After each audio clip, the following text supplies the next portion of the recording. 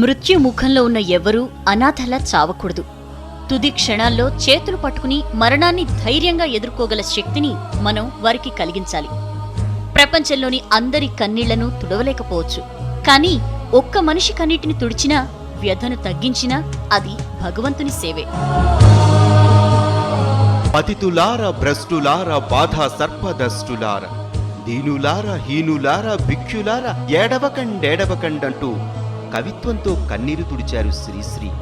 ఈ దీనుల హీనుల కన్నీటిలో వారి వ్యధను చూశారు మదర్ థెరెసా. మానవ సేవే మాధవ సేవ అనే ఆర్యోక్తికి ప్రత్యక్ష సాక్షిగా నిలిచారు. 20వ శతాబ్దిలో పుట్టిన మహోన్నత కరుణామూర్తి mother Theresa.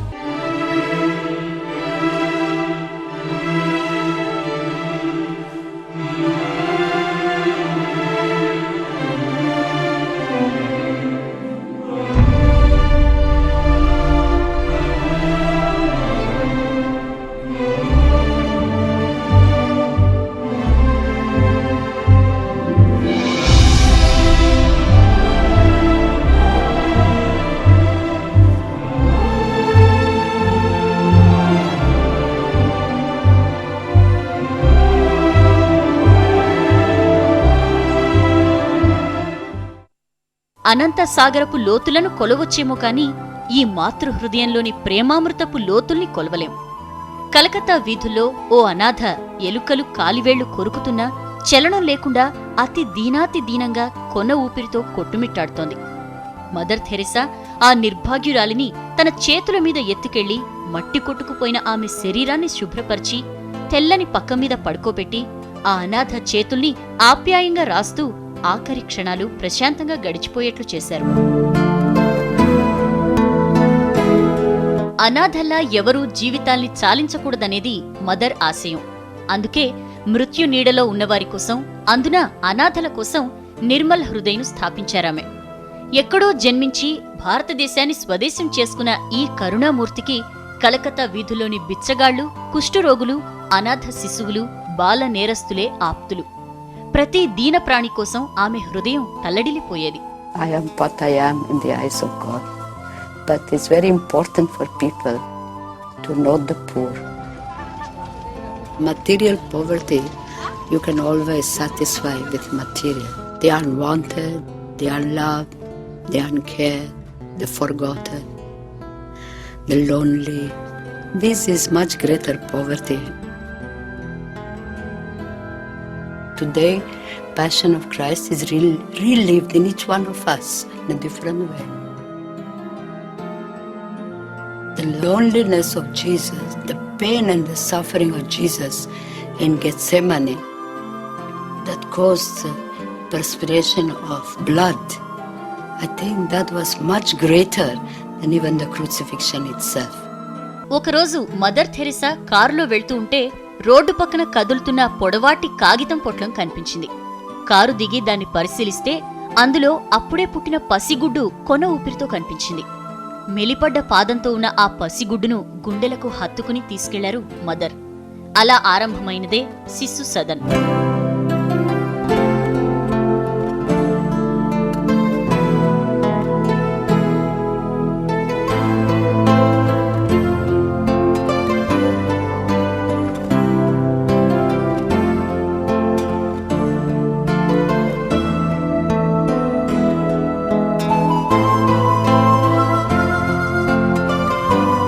Father and mother very busy, children are left to themselves. But you have again no time to talk to your children, to talk to your family people. Children love to begin to learn to love by receiving that tenderness and love from their mother and their father. And that's why it's so important for the life of the child, that warmth, that love, that tenderness of the parent. Misunderstanding will always come also, but that is part of the human life. It makes us come closer to each other then, when we understand the weakness of each other. It's very important to accept each other as we are. And that's the beginning of love. And to be able to love, we need to pray.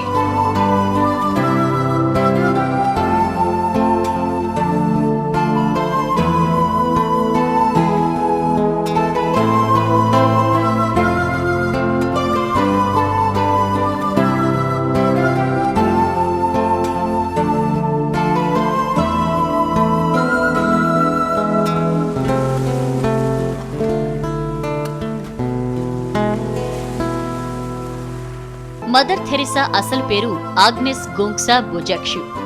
1910 August 27వ తేదీన అల్బేనియాలోని స్కాప్జీలో జన్మించారు. అదే ఇప్పటి యుగోస్లేవియా. తండ్రి రాజకీయవాది, తల్లికి ఎంతో మతనిష్ట. ఇక కుటుంబానికి జీవనాధారం అంటే అది ఓ పచారీ కొట్టు నుంచి వచ్చే ఆదాయమే. She is my father's sister. We are the only relatives left in the world. And when she sees us, it's like perhaps going back when she was a young girl. There were 2 sisters and a brother. The first one was Agi. Then came my father, Lazar. And then Mother Teresa, Gonja. They were from a wealthy family. They had everything they needed. తండ్రి రాజకీయవాదం కన్నా తల్లికున్న సేవా తత్వమే Agnes ను ఎంతగానో ప్రభావితం చేసింది. అందుకే ఆమెకు బీదా బిక్కి అంటే అపారమైన ప్రేమ, సేవా చింతన. ఆ లక్షణాలే పునాదిగా 18వ ఏట ఇల్లు వదిలేసి నన్గా మారాలని నిర్ణయించుకున్నారు. 1925లో సిస్టర్స్ ఆఫ్ లవ్ పేర ఐరిష్ నన్స్ నడుపుతున్న సేవా సంస్థల కాన్వెంట్లో చేరారు. ఆ తర్వాత లోరిటా ఇన్స్టిట్యూట్లో చేరి డబ్లిన్, ఐర్లాండ్ తదితర దేశాలకు సేవలందించేవారు. ఆ సంస్థ కార్యకలాపాల్లో భాగంగానే 1929లో ఆమె తొలిసారి ఇండియాలో కాల్పెట్టారు.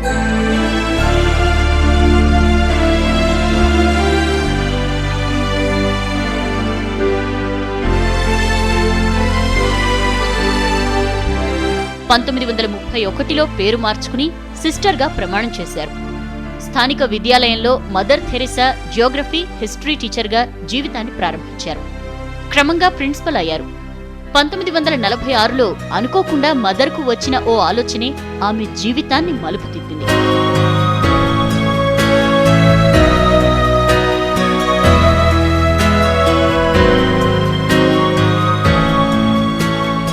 ఓ రోజు డార్జిలింగ్కు వెళ్తుంటే రైలు ప్రయాణంలో అకస్మాత్తుగా ఆమెకు ఆలోచన వచ్చింది.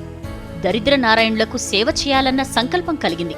అది పరమాత్ముని ఆజ్ఞగా భావించిన మదర్ థెరిసా 1948లో కలకత్తా ఆర్చి బిషప్కు విన్నపం పెట్టుకున్నారు. ఈ విజ్ఞప్తిని ఆర్చి బిషప్ రోమ్కు పంపగా పోప్ మదర్ సంకల్పాన్ని ఆమోదించి కాన్వెంట్ నుంచి బయటకు వచ్చి సేవ చేయడానికి అనుమతినిచ్చారు. సేవా కార్యక్రమాలు ప్రారంభించడానికి ముందు అమెరికన్ మిషనరీ సిస్టర్స్ వద్ద 6 నెలల పాటు వైద్యంలో ప్రాథమిక శిక్షణ పొందారు. ఇదే ఆమె చేపట్టిన సేవా కార్యక్రమాలకు పునాది.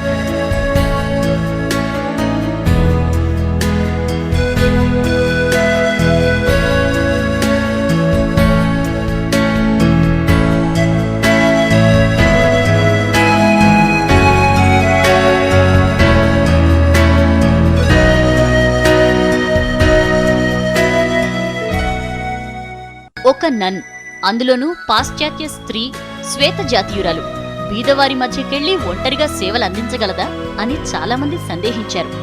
ఆమె మాత్రం భగవంతుణ్ణి, ఆయన ఆజ్ఞ అనుకున్న తన సంకల్పాన్ని నమ్మారు. భారం ఆయనపై వేసి తాను నిమిత్త మాత్రురాలు అన్న నమ్మకంతో నిస్వార్థంగా సేవా రంగంలోకి దిగారు. మిషనరీస్ ఆఫ్ చారిటీస్ పేరుతో 1950లో ప్రారంభమైన ఈ సేవా కార్యక్రమానికి ఆర్చి బిషప్ ఆఫ్ కల్కత్తా నుంచి మతపరమైన గుర్తింపు లభించింది. ఆ తర్వాత 15 ఏళ్లకు మిషనరీస్ ఆఫ్ చారిటీస్ కు స్వతంత్ర ప్రతిపత్తి గల సంస్థగా వాటికన్ సిటీ గుర్తింపునిచ్చింది. సాధారణంగా ఇటువంటి గుర్తింపు 50-60 ఏళ్లు గడిస్తే గానీ ఏ సంస్థకు రాదు. మదర్ థెరిసా పట్టుదల, నిస్వార్థ సేవ కారణంగా ఈ అసాధారణ గుర్తింపు లభించింది. అల్బేనియాలో జన్మించిన ఆమె పూర్తిగా భారతీయురాలైపోయారు. వయస్సుతో, అనుభవాలతో, నిరంతరం కార్యభారంతో నాగేటి చాళ్లవలే శరీరం ముడతలు పడినా ముఖంలో చిరునవ్వు, కళ్లలో కరుణ, మనసులో దయావాహిని ఆమెను విశ్వమాతను చేశాయి. అందుకే ఆమె సేవా కార్యక్రమాలు భారతదేశంలో ప్రారంభమైన ఎల్లలు దాటి Colombo, Venezuela, Tanzania, Rome, Australia, New Guinea, England, Africa, Latin America, చైనాలకు కూడా వ్యాపించాయి.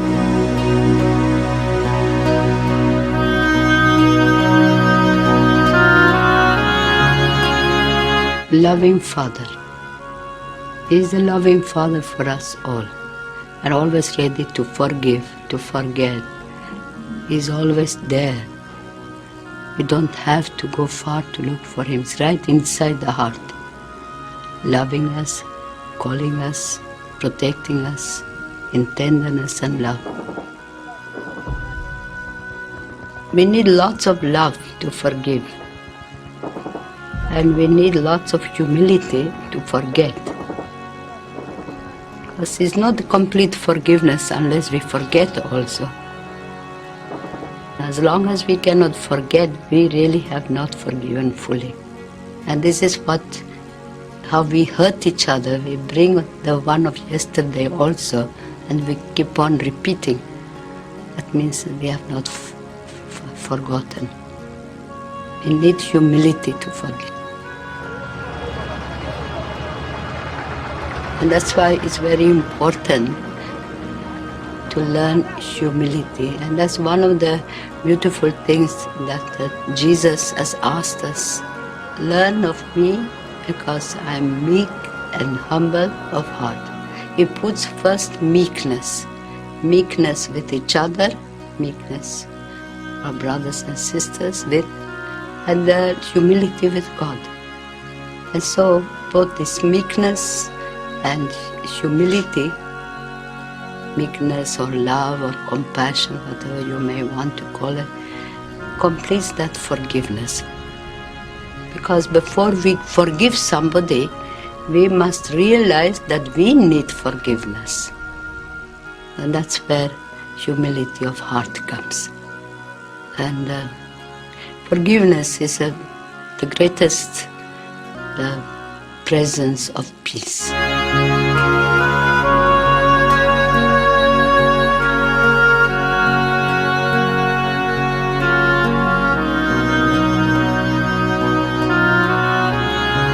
కలకత్తాలోని కాళికా గుడికి చెందిన సత్రాన్ని నిర్మల్ హృదయ్కి ఇచ్చినప్పుడు ప్రజల నుంచి తీవ్ర వ్యతిరేకత ఎదురైంది. అమ్మవారి గుడి చుట్టూ మృత్యువాసన వస్తోంది, దుర్గంధం వ్యాపిస్తోందంటూ ఓసారి చాలా మంది రాళ్లు రువ్వడం ప్రారంభించారు. పీలగా పొట్టిగా ఉన్న కరుణామూర్తి తెల్ల చీరలో నెత్తిన ముసుగుతో చేతులు జోడించి నమస్కరిస్తూ, దయచేసి వారినేమి అనకండి, కొన ఊపిరితో కొట్టుమిట్టాడుతున్న ఈ నిర్భాగ్యుల ఆఖరి క్షణాలు ప్రశాంతంగా గడిచిపోనివ్వండి, ఆ రాళ్లు నాపై రువ్వండి అని వేడుకున్నప్పుడు వారంతా సిగ్గుపడి వెనుతిరిగారు. ఆ తర్వాత 2-3 ఏళ్లకు కాళీమాత గుడి పూజారి కూడా అవసాన దశలో అనాథగా నిర్మల్ హృదయ్లో చేరారు. 20 ఏళ్లు ఆరాధించిన ఆ కాళీమాతను ఈ మాతృమూర్తిలో చూస్తున్నాను అన్నారాయన. ఎక్కడో దూరంగా పడి ఉండి చావు బతుకుల మధ్య కొట్టుమిట్టాడుతూ నికృష్ట జీవితం గడిపే కుష్ఠరోగులను కలకత్తా వీధుల్లో చూసిన మదర్ థెరెసా వారి కోసం శాంతినగర్ కాలనీని ఏర్పాటు చేశారు. వారికి వైద్య సేవలు అందిస్తూ జీవనోపాధిని కల్పించారు. హౌరా స్టేషన్ సమీపంలో ప్రేమ నివాస్ స్థాపించి అందులో బిచ్చగాళ్లకు, దేశదిమ్మరులకు తలదాచుకునే చోటు కల్పించారు. అనాథ బాలబాలికలకు, చెత్త కాగితాలు పోగేసుకునే పిల్లలకు, పొత్తిళ్ల పాపాయి నుంచి యుక్త వయసు వారిదాకా శిశు సదన్లను స్థాపించారు.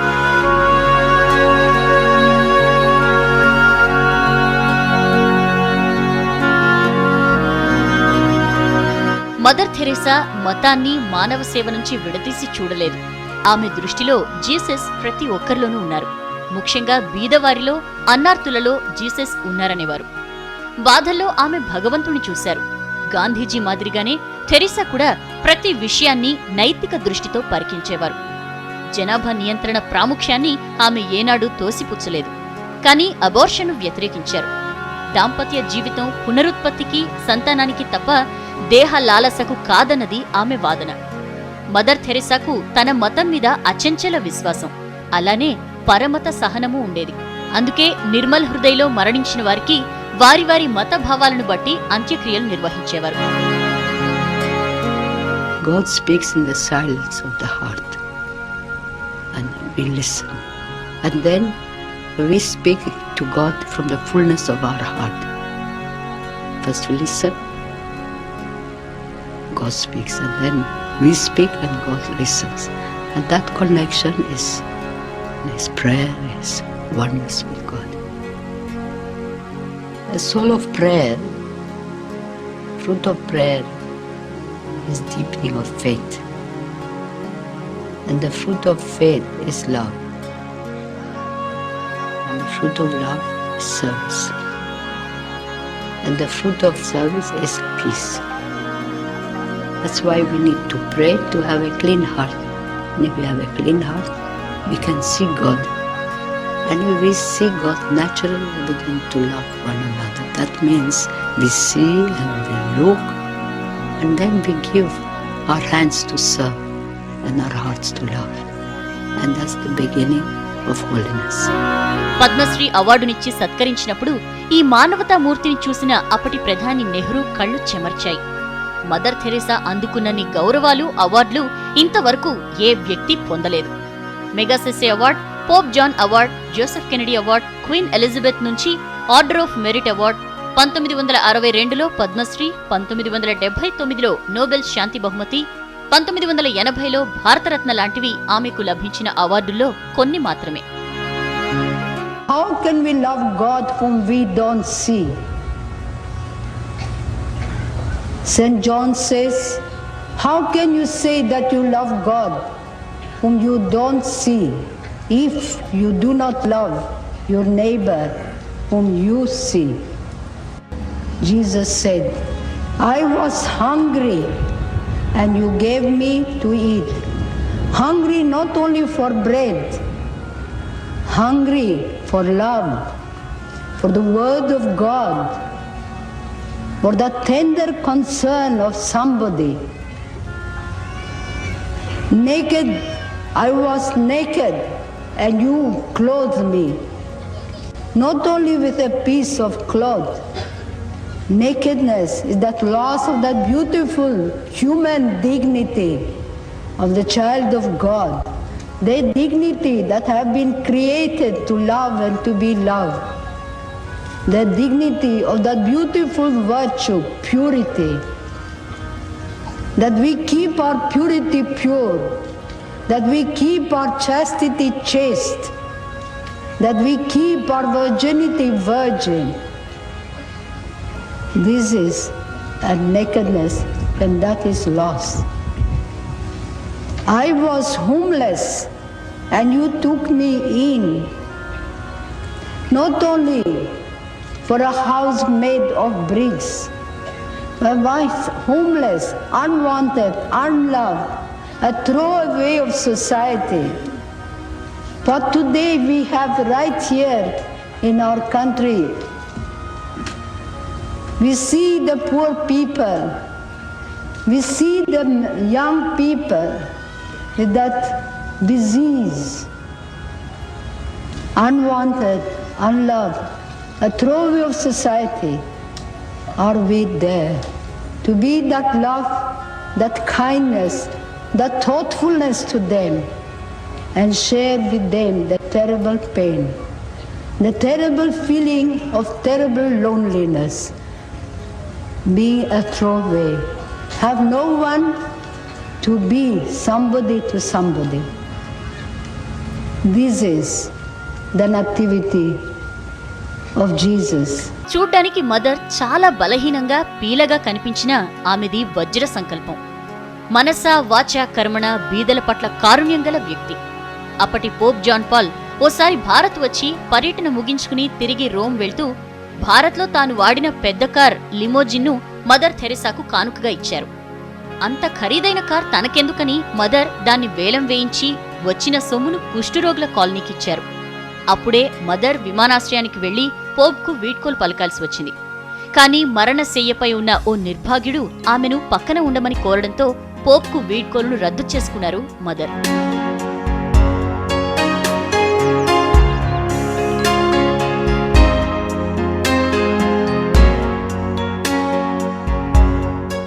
Joy. That is the mystery of love. If you are in love, then you are full of joy.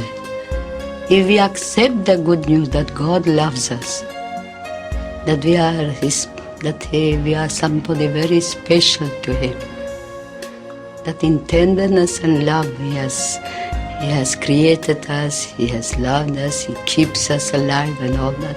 Tenderness and love, that is the reason of all joy. And that's what Jesus came at, that my joy may be yours. ధనులైనా నిర్ధనులైనా ఆమెకు ఒకటే.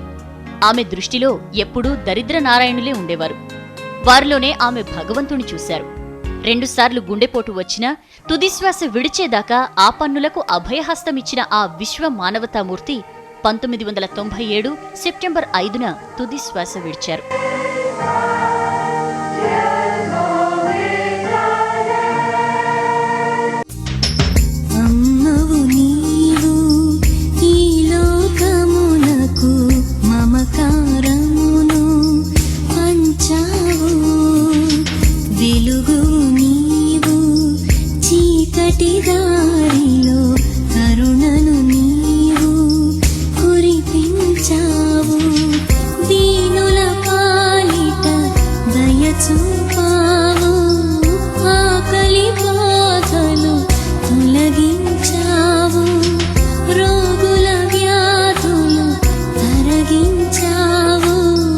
ప్రేమతో మనసులు గెలిచా